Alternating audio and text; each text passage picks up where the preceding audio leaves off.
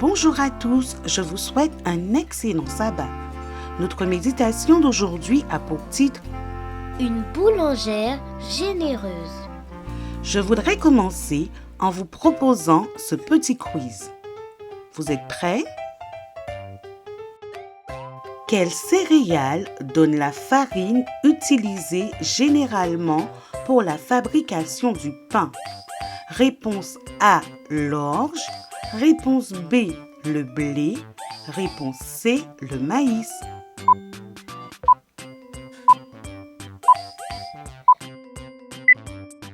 La bonne réponse est la réponse B, le blé. Comment s'appelle la récolte du blé?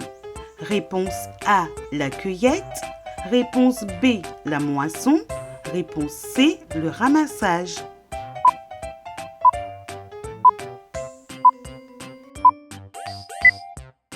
La bonne réponse est la réponse B, la moisson. Comment s'appelle l'étape pendant laquelle le boulanger donne leur forme au pâton? Réponse A, le pointage. Réponse B, le façonnage. Réponse C, la cuisson.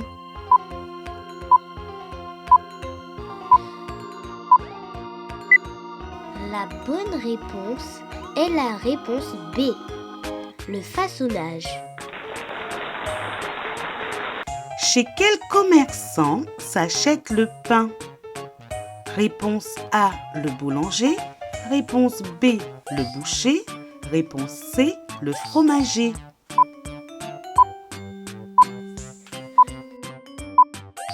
La bonne réponse est la réponse A, le boulanger.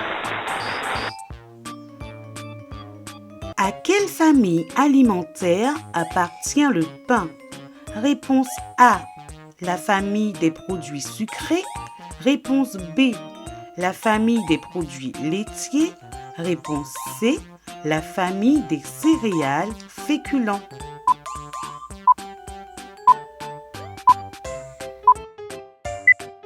La bonne réponse est la réponse C, la famille des céréales féculents. Bravo à tous pour votre participation. Avec tous ces indices, je suis sûre que tu as deviné que nous allons parler aujourd'hui de... Pain. Oui, c'est bien cela, nous parlerons de pain. Notre histoire se trouve dans la Bible, bien sûr. Elle se trouve au premier livre des rois, au chapitre 17 et des versets 7 à 16. Une femme, une veuve, cela veut dire que son mari était mort, habitait avec son fils. Il y avait une famine à cette époque, donc très peu de nourriture. Elle n'était pas très riche du tout. Il ne lui restait qu'une poignée de farine et un peu d'huile.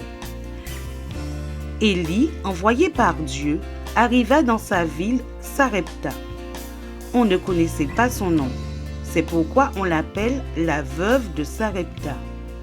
Il lui demanda de l'eau. Elle lui en donna un peu sans problème, car c'est une femme généreuse et hospitalière. Alors, imaginez son embarras quand le prophète lui demanda du pain.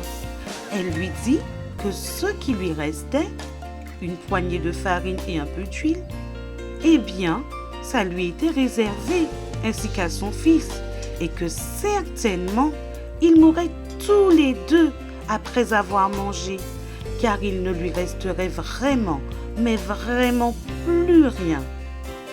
Mais Élie lui dit que si elle le servait d'abord, son fils et elle pourraient ensuite en manger jusqu'à la fin de la famine, car la farine qui est dans le pot ne manquera point et l'huile ne diminuera point jusqu'au jour où l'Éternel fera tomber la pluie sur la surface de la terre.